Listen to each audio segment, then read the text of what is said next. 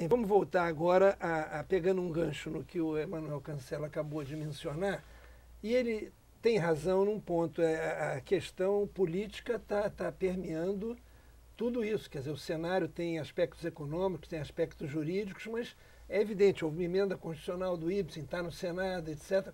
Se vocês veem essa abrangência, e se do ponto de vista da informação, Felipe, eu vou querer ouvir isso do Tadeu também, se vocês sentem o que nós chamávamos de movimento estudantil, ou os diretórios estudantis, motivados ou sensibilizados para isso, ou se isso é difícil no momento de sensibilizar, até porque o próprio Emanuel me disse que um dos objetivos da campanha O Petróleo é Nosso, Sindipetro, é que os estudantes também participem.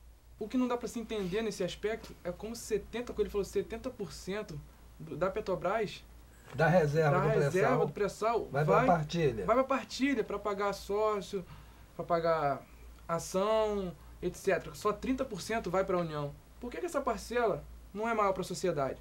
Se o petróleo é todo nacional. Então nós estamos pagando... E para onde vai, né? Para onde vai? Nós estamos pagando empresas multinacionais, quer dizer, esse dinheiro está indo para o exterior, onde na verdade deveria ficar aqui no Brasil. Porque a Petrobras é uma empresa autossuficiente, ela não precisa de tecnologia nenhuma alheia. Se ela precisar de um serviço, ela pode muito bem pagar por esse serviço.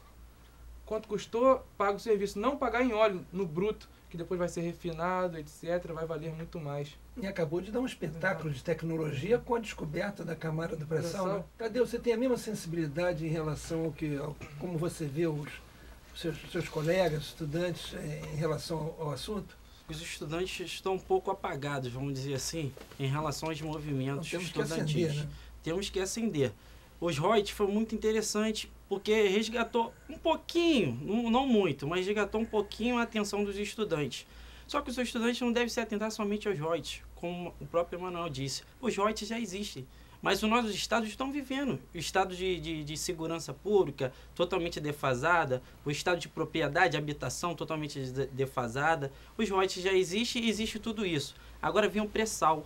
É importante a gente ressaltar que já existem os Reut, são 7 bilhões totalmente utilizados dentro do nosso estado. Como o próprio deputado falou, que existe o déficit da Previdência Social, que os Reut, 40% dos Reut são utilizados para suportar esse déficit.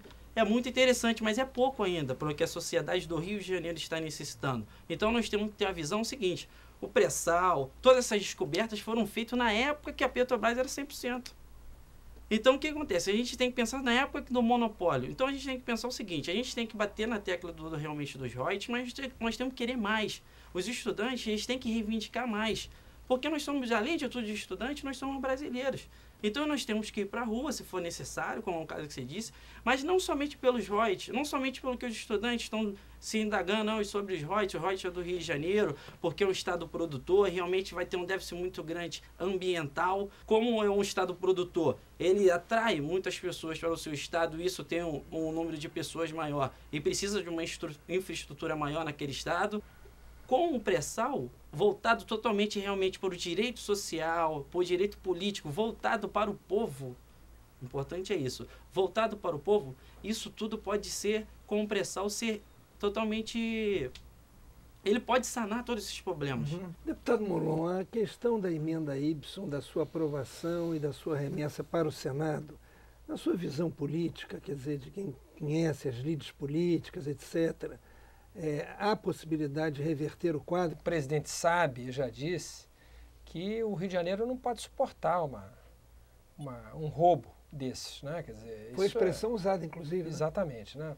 Agora, reverter totalmente no Congresso, no sentido de voltar à proposta anterior, eu sinceramente não acho que vai acontecer. Eu acho que provavelmente vai se reduzir o estrago ao Rio de Janeiro, então talvez recompor a participação do Rio nos royalties dos campos já licitados e já operados. Quer dizer, manter a situação anterior. Manter a situação anterior e discutir uma nova partilha. Discutir o novo marco regulatório daqui para frente. Exatamente, para o pré-sal, que eu particularmente também não considero justo, porque eu continuo achando que essa compensação é nossa, e aí, eventualmente, negociar com o governo, com a União, a compensação ao Estado do Rio de Janeiro por essas perdas. Eu queria aproveitar, desembargador, lembrar que ao lado dessa discussão é preciso cobrar aqui no Rio de Janeiro que os governos aproveitem os recursos que vão continuar ganhando, ou que vão impedir que sejam desviados para outros estados, para preparar a nossa economia para o pós-petróleo. O mundo inteiro está se preparando para isso. O petróleo é uma reserva finita. Em algum momento, esses campos vão deixar de ter petróleo. Então, de que maneira Macaé vai virar uma cidade fantasma?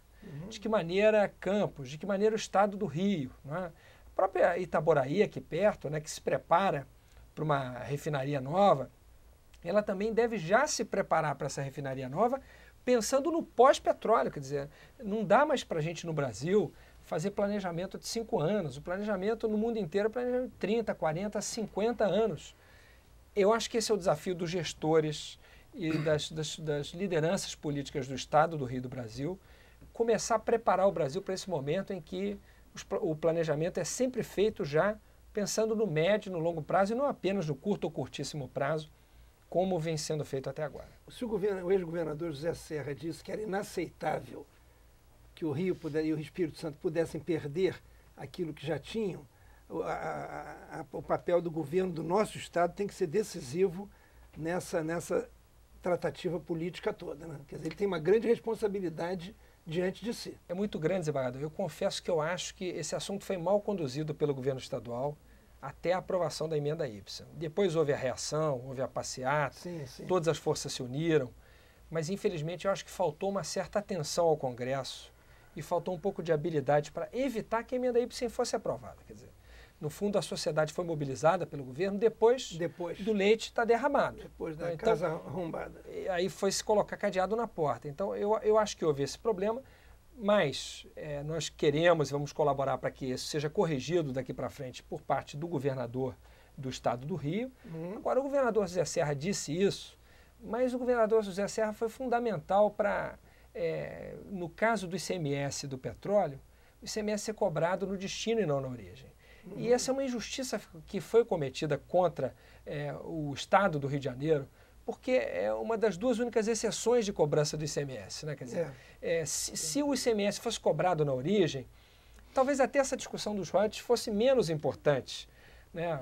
Por exemplo, do ponto de vista dos recursos estaduais, no Estado há 7 bilhões de royalties, como corretamente foi dito aqui, dos quais 5 para o Estado e 2 para os municípios. Só o Estado do Rio receberia de ICMS, se fosse cobrado na origem, 10 bi e não 5 bi. Então, o dobro do que nós recebemos. Quer dizer, essa injustiça, se for para discutir petróleo como um todo, então vamos corrigir essa distorção, porque aí se equilibram as contas estaduais e se faz justiça ao Rio de Janeiro.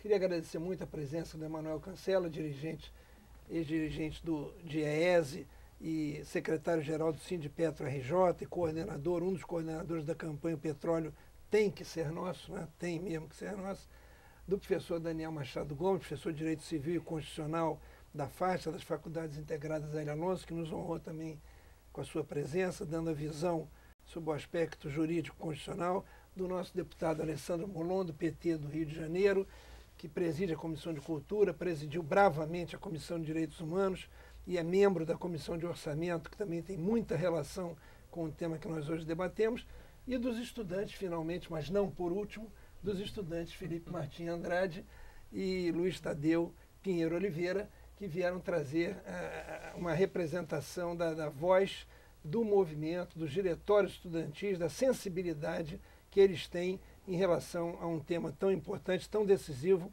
para o presente e principalmente para o futuro do nosso Estado. Muito obrigado e voltaremos com um programa em breve da série Debates Republicanos, agradecendo a atenção dos nossos telespectadores.